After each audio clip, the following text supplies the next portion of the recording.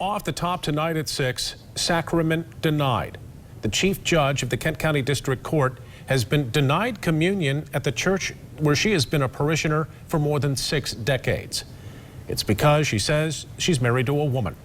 It's a move that for many was the final straw in a pattern of behavior that has some calling for the removal of a priest who came to the church 3 years ago. Barton Dieters has this story, new tonight at 6 o'clock. Barton. Brian and Sue, in 1966, under the leadership of Monsignor Edward Alt, St. Stephen Catholic School became the first integrated Catholic school in Metro Grand Rapids.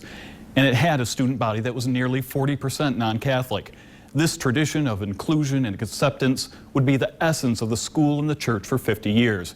But now, some at the church say that's changing. I've been a member of St. Stephen's Catholic Parish for, 62 years, basically.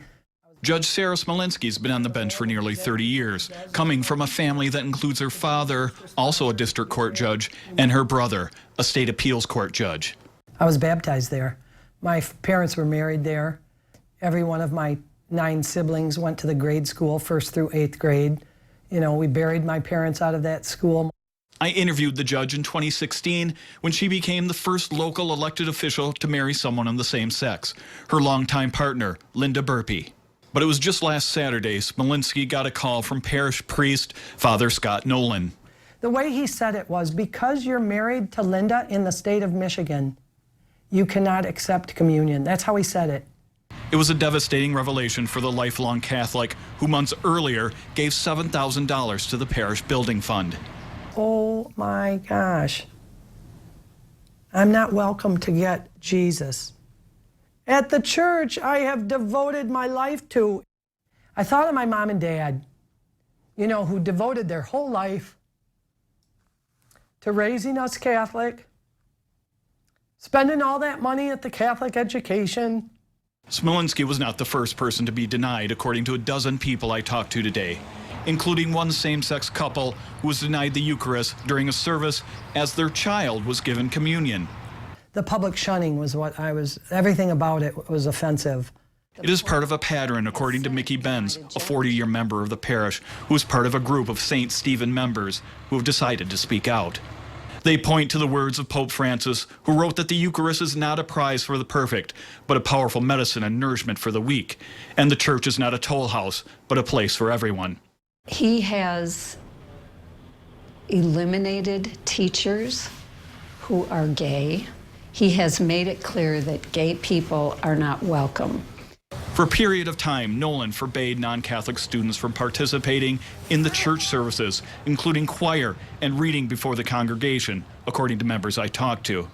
Some parishioners have talked to Nolan, and we reached out to him as well.